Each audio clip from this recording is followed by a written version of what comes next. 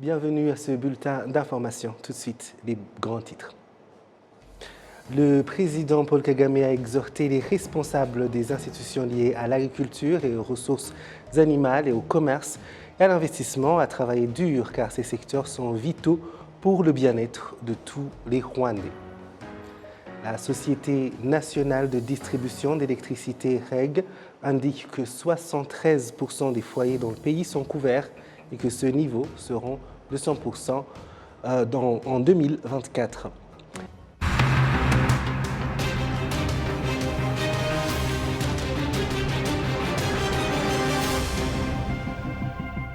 Encore une fois, bienvenue chers téléspectateurs, je suis David Carmel Ingabile et c'est une joie de vous retrouver. Je vous le disais en titre, le président Paul Kagame a exhorté les responsables des institutions liées à l'agriculture et aux ressources animales, au commerce et à l'investissement à travailler dur car ces secteurs sont vitaux pour le bien-être de tous les Rwandais. Le chef de l'État a fait ces déclarations ce mardi, c'était lors de la prestation de serment de nouveaux membres du gouvernement. Suivez. Le premier à prêter serment a été Eric Rwigamba qui dirigera le ministère des Investissements publics et de la privatisation récemment créé. Et le suivant a été le docteur Ildefonse Moussafiri qui est le nouveau ministre d'État au ministère de l'Agriculture et des Ressources animales en remplacement du docteur Jean Chrysostome Ngabitsinze, devenu ministre du Commerce et de l'Industrie.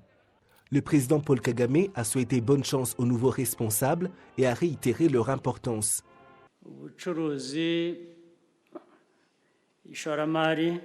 Le commerce, l'investissement ainsi que l'agriculture et l'élevage sont des piliers importants du développement de notre pays.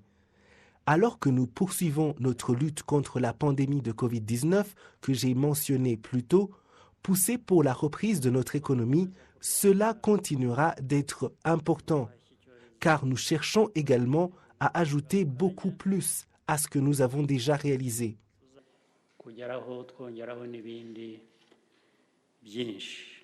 Le chef d'État a également souligné la gravité des tâches qui attendent le ministère des Investissements publics et de la privatisation.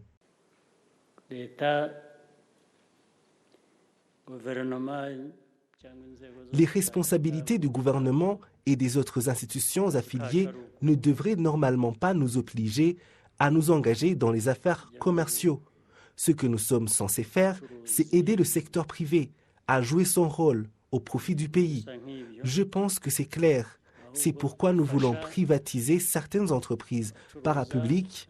Certaines seront faites rapidement, d'autres prendront du temps pour des raisons qui devraient être compréhensibles, mais à terme, elles aussi ne seront plus du ressort de l'État. Je veux que tout le monde soit d'accord là-dessus. Et pour que cela soit fait correctement, la chose la plus importante, la raison pour laquelle nous faisons cela, c'est que ce qui vient des entreprises parapubliques profite aux Rwandais. C'est ça notre objectif.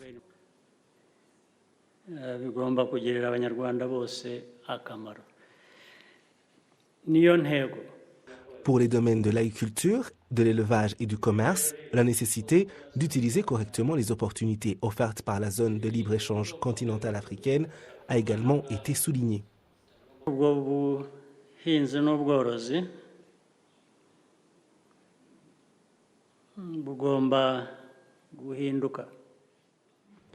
Mais ces pratiques agricoles et d'élevage doivent changer et produire suffisamment pour que nous soyons autosuffisants en matière d'approvisionnement alimentaire, en nous préparant à tout ce qui pourrait affecter négativement ces approvisionnements dans le temps. Nous ne devrions pas avoir à nous rappeler ces responsabilités chaque fois que surgissent ailleurs des problèmes qui ont des effets considérables et qui finissent par nous atteindre. Notre objectif doit toujours être d'atteindre l'autosuffisance et même de pouvoir exporter vers d'autres pays pour un bénéfice mutuel. Enfin, nous voulons pouvoir bénéficier des opportunités de la zone de libre-échange continentale africaine qui inclut des investissements plus rapides, plus efficaces, en particulier lorsqu'il s'agit de produits alimentaires et d'autres services similaires.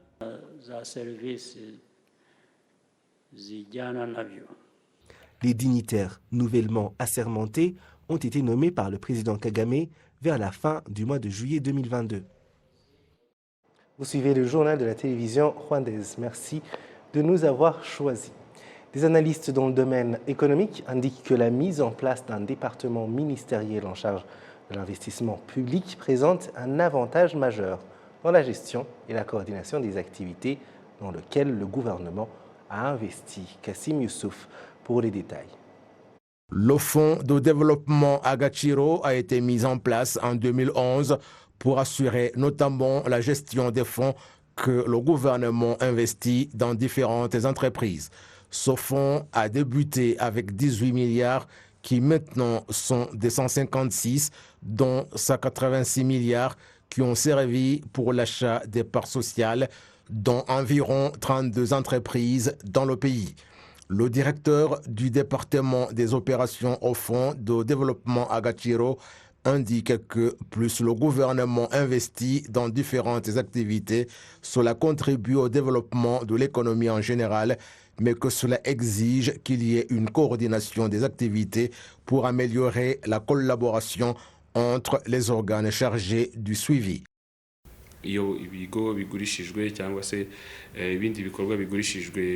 Lorsque des sociétés sont cédées ou privatisées, l'argent de la transaction est versé au fonds de développement Agachiro. Vous comprenez que nous aurons une proche collaboration avec ce ministère. Il y a aussi que nous puissions avoir une ligne directrice convenable en matière d'investissement selon le moment de l'opération, parce que s'il y a un investissement à faire aujourd'hui et que vous enregistrez un retard d'un jour, tout change et entraîne des répercussions. Chaque fois que c'est fait à temps, le résultat est bon non seulement pour moi, mais aussi pour le bénéficiaire. Ce ministère va accélérer les décisions et collaborer avec d'autres organes.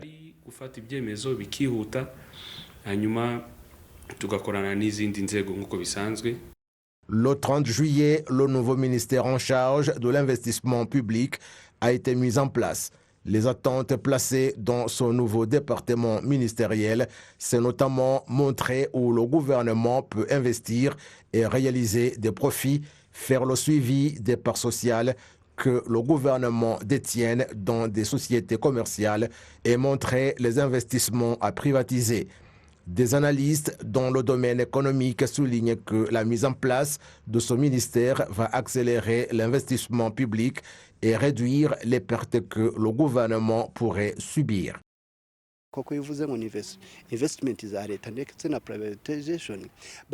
Lorsqu'on parle d'investissement public et de privatisation, cela veut dire qu'il va s'intéresser de ce qui n'allait pas bien et examiner si on peut modifier quelque chose. Peut-être que des investisseurs puissent acheter des parts pour revigorer ces sociétés au lieu qu'elles n'avancent pas. Lorsqu'il n'y a pas de ministère pour mettre en place des politiques, les choses n'avancent pas bien. Cela va faire que les sociétés en difficulté en matière d'investissement reçoivent des fonds de la part du secteur privé ou qu'elles soient vendues parce que lorsqu'il y a du suivi, le développement s'ensuit et en fait, le gouvernement ne peut pas faire quelque chose qui n'a pas été préparé.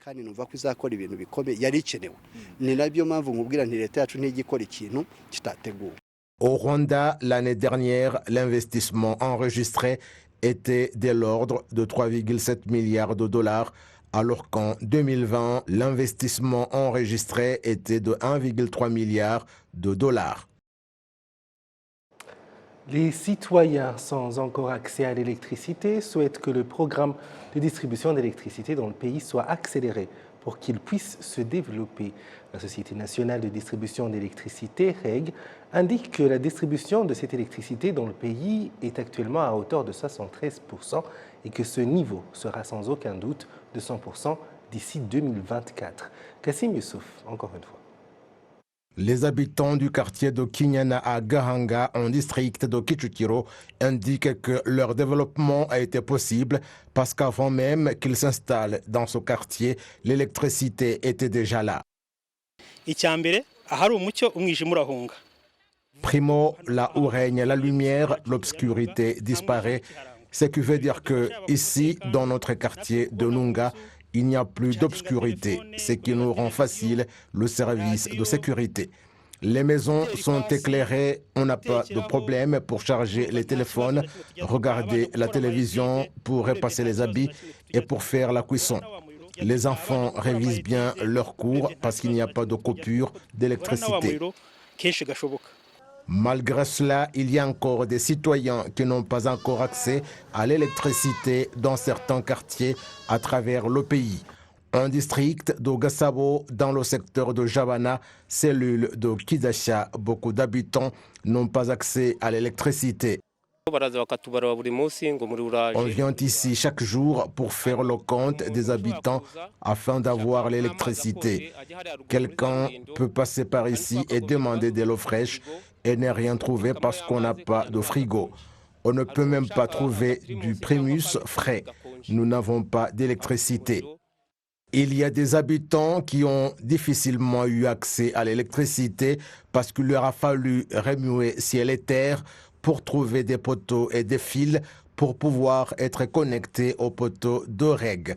D'autres se sont mis ensemble pour trouver l'argent nécessaire pour avoir accès à l'électricité, mais sans succès. La société rwandaise de distribution de l'électricité REG indique qu'elle est confrontée à divers défis en ce qui concerne la distribution de l'électricité, notamment le relief accentué, l'habitat et les effets de la pandémie de Covid-19, mais rassure que l'objectif que le pays s'est fixé sera atteint.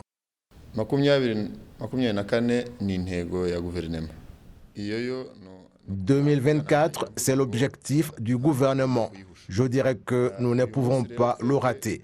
Notre préoccupation aujourd'hui est de savoir combien de ménages n'ont pas encore accès à l'électricité. Les études sont déjà faites et les moyens ont été trouvés.